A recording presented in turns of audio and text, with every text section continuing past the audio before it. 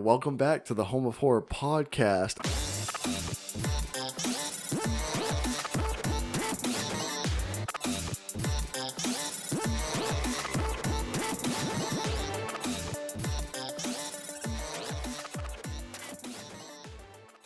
Yeah.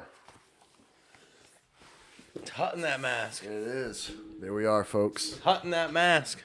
It is. We gotta get our shit together real quick. What's cracking, ladies and gents? Spooky season. Gotta love it. We got a banger this time. We do. All right. And welcome back to the Home of Horror podcast. I'm your host, John. This is my co-host, Matt. Matt, say hi. What is cracking? We got a doozy for you, folks. Always a doozy. Always a doozy. Spooky season, of course. We are bringing to you 2021 Halloween Kills, baby. Yep. Obviously, we started off with our Michael Myers mask. She's warm. She is warm in there, huh? She warm. I wish we could wear them the whole time, but it would be kind of muffled, right? And we can't take shots if we do that. True. Very true. After the last two episodes, we probably shouldn't take shots. You were Do we have talking shot about... glasses in here, by the way? Oh, yeah, we got do. it. Okay, Yeah. just making sure. You just kept talking about Tom Atkins' dong the whole time. That was you, bro. That was a tough episode. We're Tough very sorry. episode. Very sorry for the last episode. Yeah, my Very bad. Tough. My All bad. of our bad, really. Right. We drank a We bottle had and a half. Yeah, we had to cut that one together pretty well, but we were excited for spooky season, man. Yeah. That's how we roll. And we were excited for Salem. We just got back from Salem We did. a few we days did. ago. It was a beautiful, beautiful day, beautiful night. Weather was great. Everybody dressed up. Cosplayers killed yeah. it. If you want to check out our little journey, I put on our YouTube channel. If you're watching this right now, then you can click on it.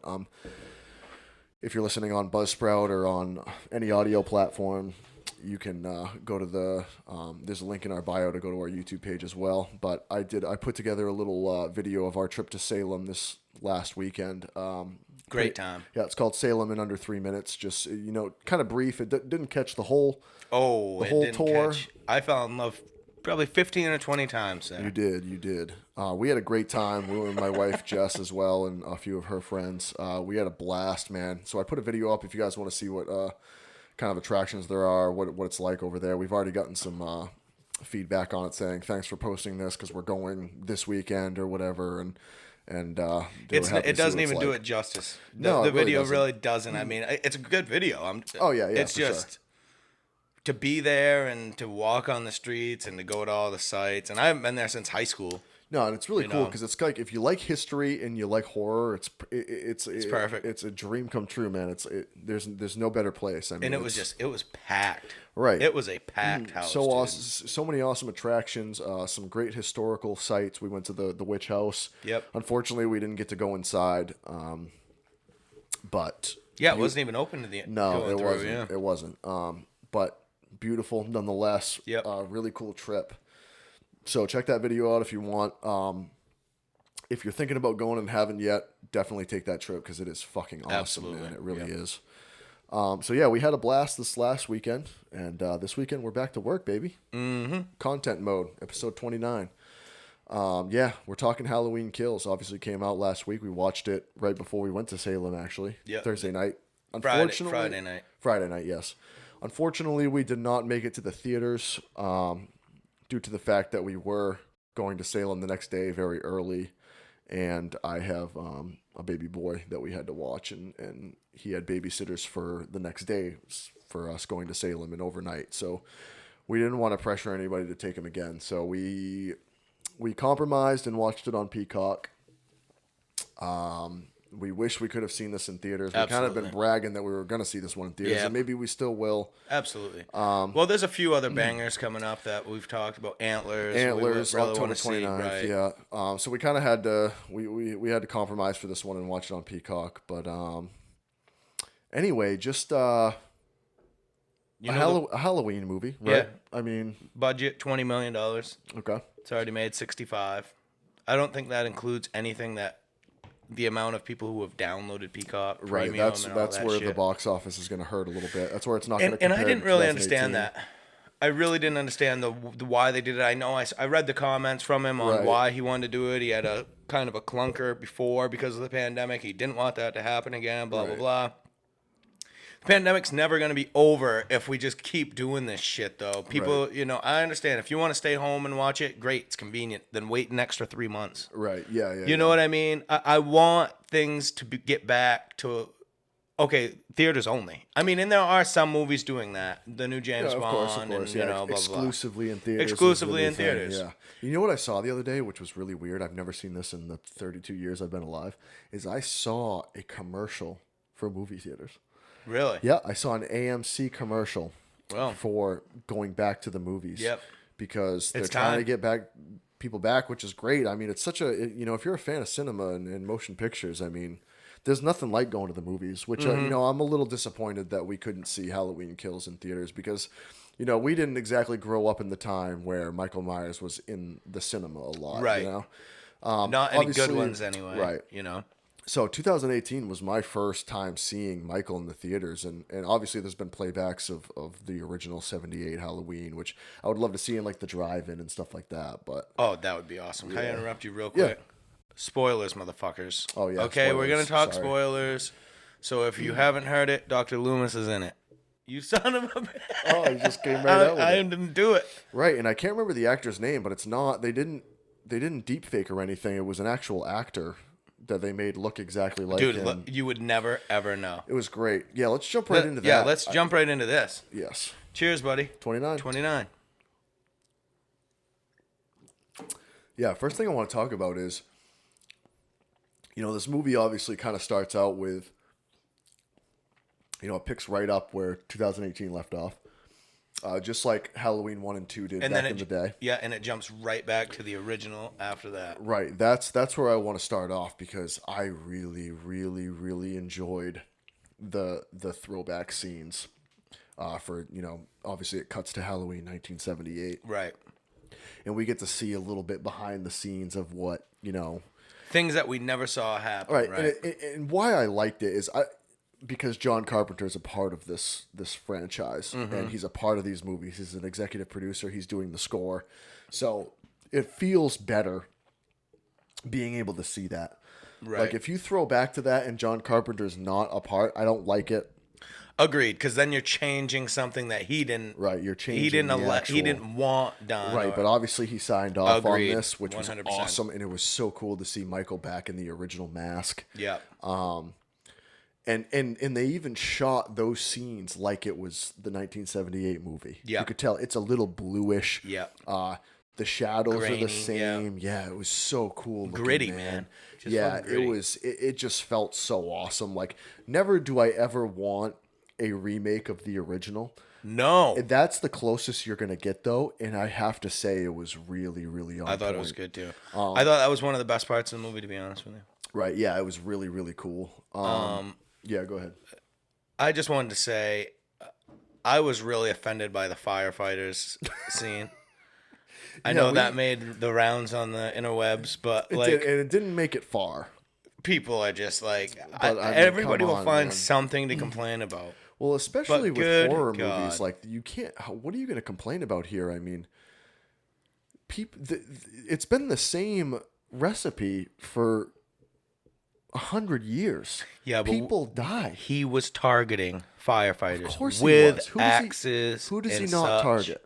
Who does he not Well, target? I don't know. Maybe firefighters are a little more special. I mean, you can't even say that he doesn't kill kids. This movie, fuck them kids, bro. yeah, I'm into it. Kills, and obviously we get throwback to our last episode 28. We get the Halloween 3 masks, which is a great, and it's I cool because love in that. 2018 you see those kids trick or treating. Yes, yes. And then you And realize they in this and I movie- liked how they brought back some of the characters, the nurse and the Oh, right. doctor there. Right. When they were getting into their car, they forgot the keys or whatever. Yeah. So they bring them back.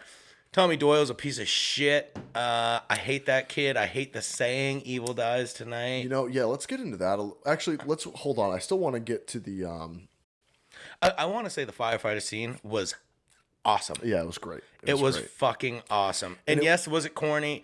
One guy going at him at a time or whatever, because I've seen some stuff. But like I said, it's the same It's formula. the same. What are you going to do differently? It's You every can't- movie you've ever seen. This is a It's not horror even movie. it's not even horror. Okay, it's with every single action movie, with every single, Yes. you have to do it this way.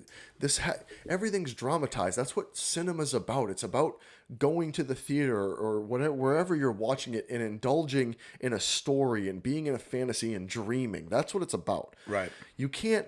And every movie has time lapses, right? Like, you can't just throw everybody out at once and expect to see it. You want that to you get these comments online. They're like, oh, that would never happen. Oh, really? Okay, fine. Let's make a movie where that would never happen and make it realistic and see if you want to go watch it. I mean, there are some movies you can do that with. Absolutely. Some, yes. There are some. You can't make an action movie. You can't make a great action Anything movie. You can't make a great dramatized. horror.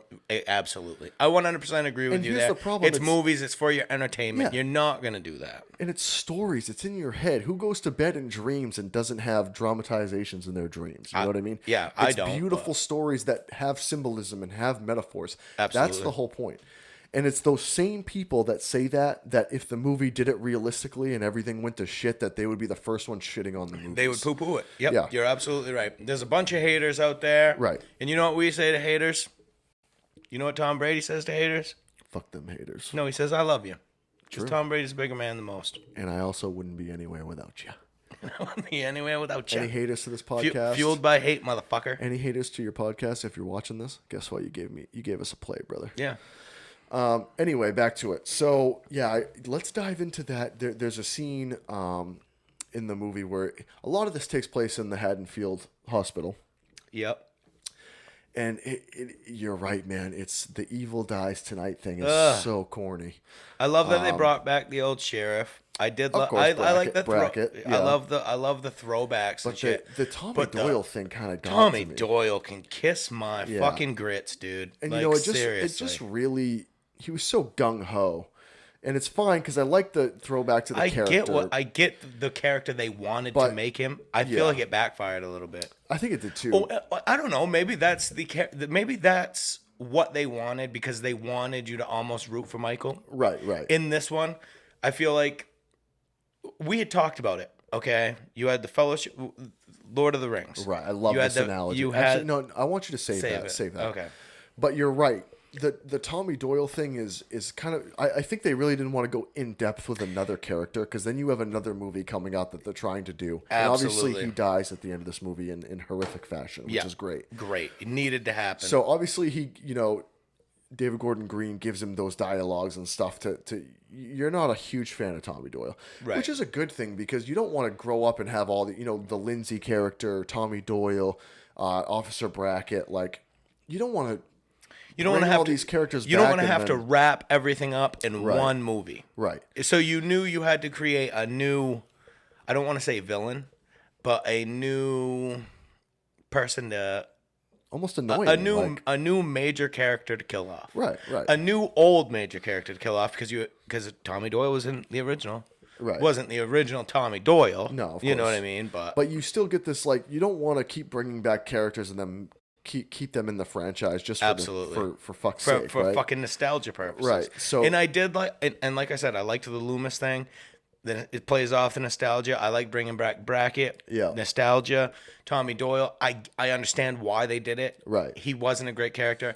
And now that I'm thinking about it, maybe they did do that on purpose. That he wasn't. You know what I mean? Definitely. But what happened was the evil dies tonight. Just Oh my god. that was like the whole tagline. dies That was tonight. like the whole tagline Evil for dies the. tonight. It was like the whole movie, like the whole trailer was based on the evil dies tonight Evil thing. dies tonight. And obviously awful, it dude. doesn't. I saw a great meme where it was Jordan and it's Tommy Doyle saying "Evil dies tonight," and it's Jordan sitting in the chair, and it's Michael's face, and it says, "And I took that personally," Yeah, dude. which love is it. great. Love it. And I get I do get the character they- bring back because Do you Laurie think- Strode do you was think- not in this movie that much. No, and I think that was and that goes back to another point that I Right. want to make later on. But I think do you think they knew that it was going to annoy people that they did that so much? Or because I don't. I think that was a major backfire. Yeah. I think that was a major overlook. They thought the tagline was Was so gonna stick. great. Right. Evil dies tonight. Yes, it's great on its own. If you it's say it great, once. 100%. Right. If you, how many times did they say it? 40 fucking Well, it's a five whole times for this mob. fucking movie. It's a whole mob, and I think. I mean, and good here's- God. Here's where it gets ridiculous: is all that whole mob scene with the random other mentally ill character that gets out, that whole scene could just be cut out and the movie would be the same. Yeah. You don't need those. That scene, those scenes don't bring any depth to the movie at all. I mean, maybe you guys think differently, and please share your opinions. But I just feel like it didn't bring any depth to any character. It didn't, besides Laurie talking to Hawkins. Yeah. In there, that obviously has some, which is another great character. They really hit the nail on the head with him. That's where they bring in the whole 1978 absolutely. aspect, and it's great, so good. Great. Something we didn't get in the first, and it was such a great idea. Yep. But I feel like those whole mob scenes you just didn't need, except for to obviously set up the end. I was just gonna say you did need them to set up the end, but you could almost get. But they seem so in depth. You could almost rile up the characters throughout. You're at the bar, you're spouting off, right? Or you're at the grocery store, you spout off. People hear you. People hear you. People hear you. You're on the news. You say something. We don't need a mob through the entire movie going through. No, I felt like that was a misstep, especially just at the hospital. Oh my god! Like if you're gonna create the mob, do it throughout different scenes where they started to do when they go to the park and they're looking. What I wanted was a mob to form at the end. You could feel it building the entire time, right? And then we finally get the mob at the end. We didn't get that. We got a mob 20 minutes into the fucking movie, and they're all jumping in their fucking Broncos and right. Which love a good Bronco. love a good classic Bronco. Yes, definitely. New Broncos, but. No, you're right. The mob thing, I feel like they overplayed it. I feel like they overplayed their hand with that, and I feel like they overplayed the Evil Dies Tonight. But other than that, I didn't think it was a terrible movie. No. I enjoyed the movie. Right. And I actually enjoyed Laurie not being a huge part of it. Yeah, because let's get to what we're talking about here. Absolutely. I want to say it because I want to give you credit for this, and it was a great analogy, dude. For all you Lord of the Rings fans out here, which I love. Me too. Lord of the Rings. Absolutely I know it's not love horror, but damn, I love me some good fantasy, bro. Me too. Really do. And that's great fantasy. Those are great movies. Absolutely. And I don't say, you know me. Yeah. No, I do not say anything is a great movie. Dude, great stories, great writing, unbelievable movies. Matt had told me when we finished it, because we were talking about how obviously we have Halloween Ends coming out. Right. And we were kind of talking about Halloween Kills being like, man, this wasn't like, the story line isn't the story isn't huge. There's no real huge plot in this. This is really Michael going around being loose. Right. It's almost like the after effects of 2018. I mean, he's massacring. He's massacring. He's everybody. just killing everything in his sight. He's running through everyone. Absolutely. And you made a great analogy. You said, you know what? This is the Two Towers. The Two Towers. This is the Two Towers to Lord of the Rings fans. You guys know the Two Towers is kind of that tweener movie. Still a good movie. See, the Two Towers sets it up for the Lord Two of Towers is my Return of the favorite King. in Lord of the Rings. Right. It truly is. I love the Two Towers. I saw it in theaters when I was in the 7th grade. Right. And it was unbelievable. And I had never seen The Fellowship, but I went with school and saw it. Yeah. But it gave me flashbacks to that because there was nothing. I mean, you have the Battle of Helm's Deep at the end of the Two Towers, which is epic. Which I felt like they wanted to make the end of this. Yeah. Because the way they did it, beating Michael down, Michael's dead. Right. Even though it's been known that we're gonna get another movie, so Of course, you already know. I mean, you're watching it and you're going, "What the fuck is going on?" It's called Ends, so you know something's wrapping up here. And then he comes out and he just fucking massacres everyone. When he should be dead. Yeah. Which brings me to my next point.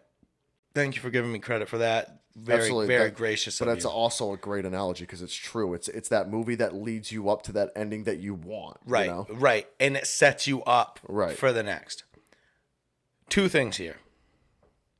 1, I don't like how obvious they're making the end. Any horror fan who's ever known, Laurie and Michael have to die together. Right. They're writing it out in crayon. They're throwing it in your face for everyone to see it. And the only way they redeem themselves to me is if they do not do that. Right. One of them lives, one of them dies. Maybe it happens. Preferably Michael lives. Because it's time. Right. My next point, and I said it to you at the very end of the movie when we were watching it. They've almost gone with the Jason Voorhees route now.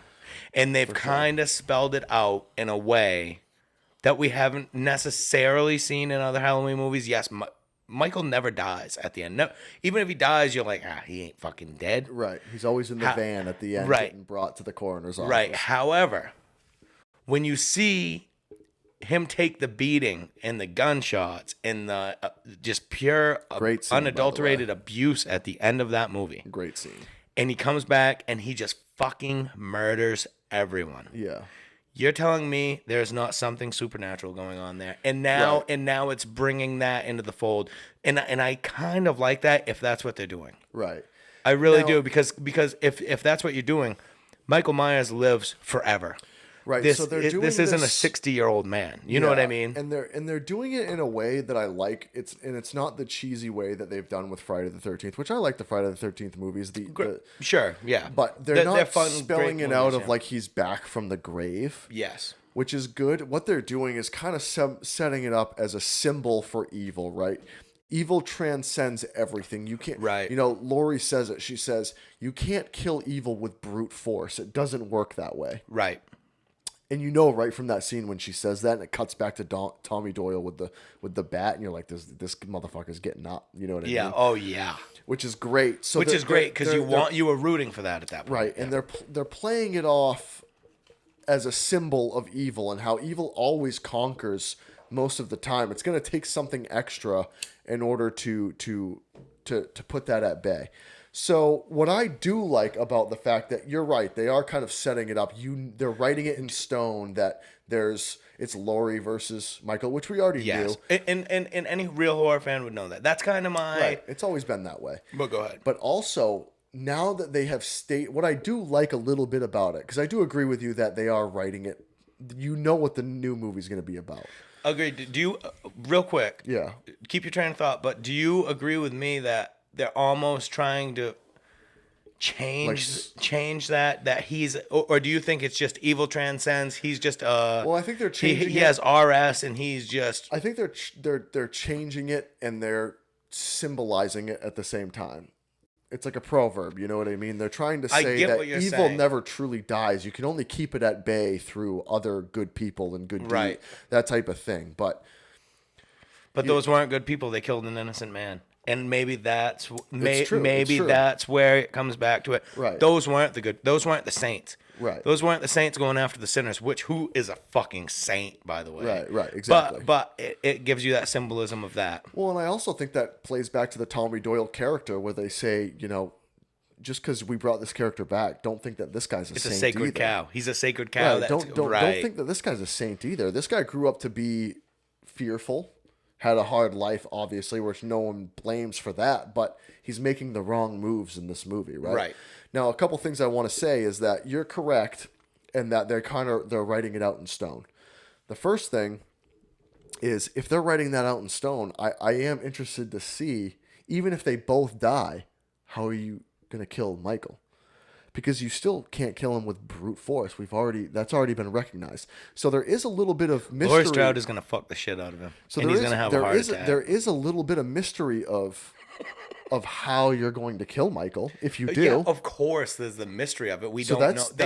Do you think they know right now, or is it? I think Halloween Ends is completely. You think it's written? It's filming right now, so I know that doesn't mean shit. No, but that doesn't mean shit. I think David Gordon Green had written this trilogy out, and he knows already. Right. I think. Anyway, no, hold on. Let me get back to my points here. I want to make these 3 points. Yeah. The second point I wanted to make is that what's interesting about Halloween Ends is they mentioned that Michael is, that scene where he's looking out as a child out of his sister's bedroom. Mm-hmm. And, the whole time you're thinking that he's just kind of looking out into the world like I don't belong here. Right. But then they make it kind of known that maybe he wasn't looking out. He was looking in. Looking at his reflection, being like, who am I? I don't know who I am. I'm not sure where I go from here. Right. He's looking at himself in the reflection. And they do that at the end of the movie with Laurie's daughter, who is looking at herself in the reflection. She goes to the same window that Michael was looking out. She looks out, and then it pans to her. It great focuses symbolism. To her. Great symbolism. Yes, and then obviously Michael's behind her, kills the shit out of her. Great ending. Yeah, need that. And then at the end, you obviously have Michael and Laurie staring out the window at each other from different windows, obviously, but the symbolism is great. It's like, Absolutely. you know, that's how you know, like it ends with us. Two panes of glass separate. Yeah, it ends with us, and it's going to be brutal. My third thing is... Okay, go ahead. No, go ahead. Go. Do you think that's the way they're going to set it up to end? Do you think that they're writing it, they're spelling it out for everyone to know, and that's the way they're going to end? Because if that's what they're doing, I feel like it's kind of a misjustice. You think? You know, I really do, man. Because a true horror fan knows they have to go out together. It's fucking Thelma and Louise off the fucking cliff. Of course. You know what I mean? Of course. It has to end that way. But the fact that they're spelling it out makes me have some belief that it's not going to end that way. And that's great. I hope it doesn't.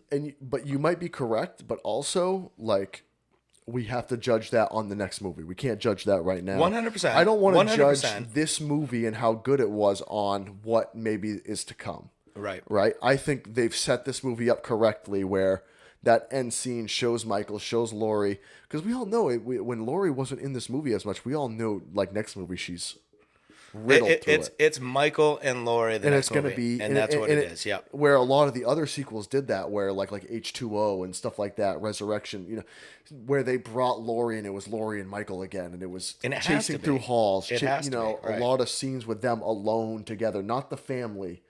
You know, I think they made that known with Laurie's daughter dying.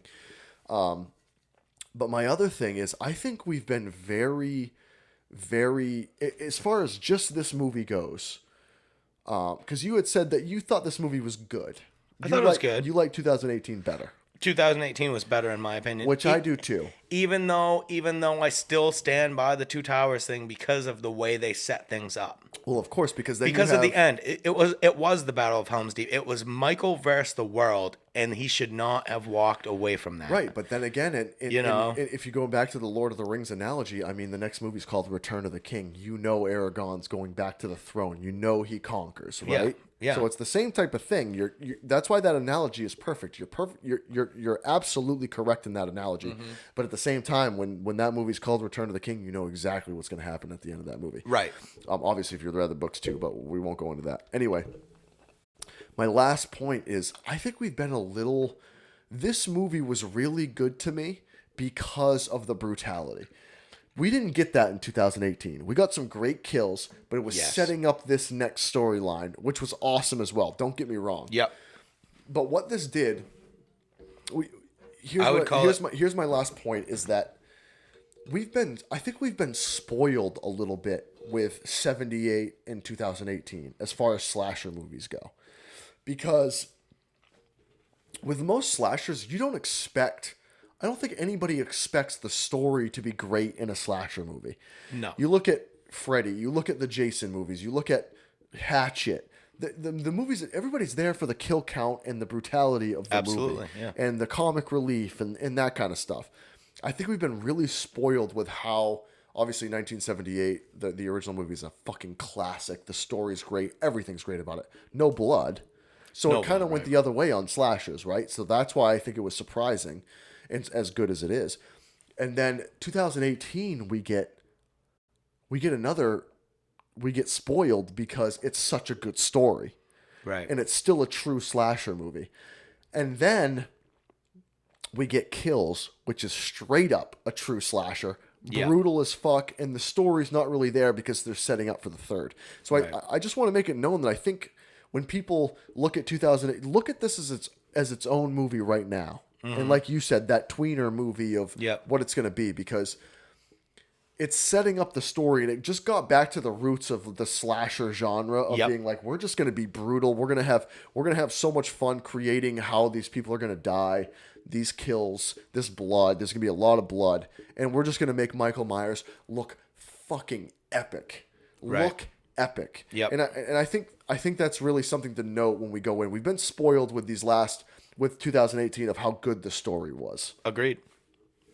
Anyway, yeah, those were my 3 points. Anyway, I wanted to make those known. That's when I was coming in here, I was like, I need to make those known because I want, like you said, you know, you were a little upset that they're kind of laying it out. I was. I didn't like that. But I want to make sure that we judge Halloween Ends on that theory and not Halloween 100%. Kills as a movie. And I will. And I'm not saying I didn't like Halloween Kills. Right. 2018 was better. I would take the original Halloween over. And I think it's been a little flopped. I think a lot of people who like the slasher genre a lot like Halloween. Like Kills way more than they like 2018. And I'm kind of the other way around because I like the story and the character building. But there was a lot more character development in 2018. I mean, there's no doubt about that. It's a precious movie to me, to be honest. Yeah. Are you gonna cry again? I might. They have David Gordon Green and Danny McBride. Of all fucking people. They have, and just bringing Laurie back and bringing John Carpenter and his son to do the score and be executive producers, they've just given me faith again that, like, I just want to make sure I remember that and remember this always, that no one takes Michael off the top. Nobody puts Baby in the corner. You're playing King of the Mountain, and no one will ever knock Michael Myers off. 100%. They just never will. He's that good. I mean, I know we've talked about Victor Crowley. We've talked about... Of course. You know what I mean? Because that's our generation. Right, exactly. That's for us. That's our generation slasher. But when you bring it back a slasher as epic and as fucking forceful as Michael Myers is, with everything he's done. He's Larry Bird. He's Bill Russell. He's Michael Jordan. He's the top of the food chain, man. And what I love is that you can look at, like, Halloween 4, Return of Michael Myers, Revenge of Michael Myers. You can look at those and be like, oh, he's falling off a bit. If you come at the king, you best not miss, though, motherfucker. Right. You know? These movies, 2018 and Kills, have just restored my belief that he's just has climbed back. He slipped a little bit and has just regained his footing and climbed right back up. 100% agree with you. 100% agree with you. Overall, my ranking on this movie. Right. Scale 1 to 10. I'll go a 7-1. Nice. I'll go a 7-1. I thought it was solid from beginning to end. There was a lot of cheesy shit in there. Like I said, the chanting got old. The mob didn't need to be formed as early as it was. I felt like it would have been more meaningful if the people come together at the end. At the end, yeah. You know what I mean? You're not forming a mob in the first 20 minutes of the movie. Right. If you get that mob to come together at the end, it almost feels, and if you didn't know there was a third or a fourth, if you didn't know that one was coming, maybe you do think, yeah. This is it. The people versus Michael Myers, and the people have spoken. But that you know it with and the fact that you know it with social media and the leaks and all that stuff, it does kind of take away. It does take away from it. Right. But in 20 years, when people are watching this, it's going to be great. They don't know. Well, we'll see how it ends. Right. We'll see. Either way, I can't wait for Halloween Ends coming out next year. Yep. This is gonna be the first time we've gotten movies like back to back within a year. Yep. It's gonna be fucking awesome, and we'll judge the trilogy then, and we'll make sure we touch on that. What's your rank on this? I'm around you. So I'm gonna go 7.5, 7.6. 7.5. No, I'm gonna go a little higher than that. I'm gonna go 7.9. Really? No, I'm gonna go higher than that.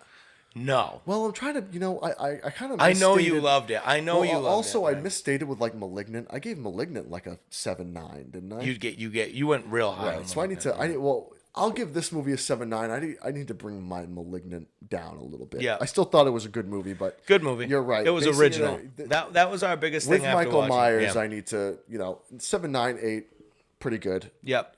I thought it was great. It wasn't as good as 2018, but it's a great tweener movie. It's setting it up for an epic, brutal. It's going to be a showdown. Laurie Strode. Yeah, it's going to be a showdown. Showdown of the century. I know a lot of people. Well, you don't need a movie more than an hour and 40 minutes.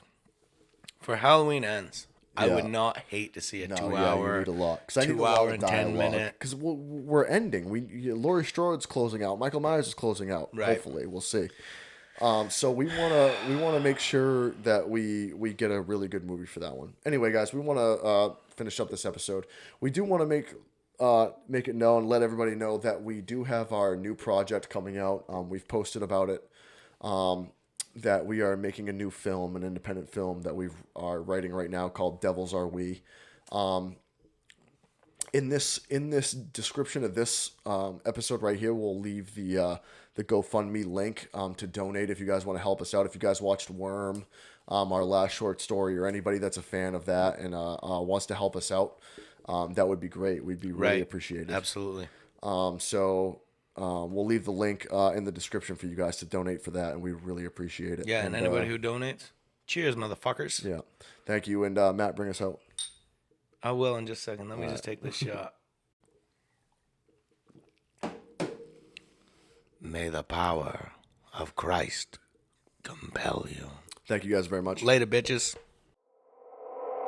Home of horror, the Home of Horror podcast. Home of horror, the Home of Horror podcast. Horror podcast. So that's your third Stephen King? Don't start with me, dude. I bet they spent less than $50,000 on that movie. $252,000. Oh wow, really? Home of horror, home of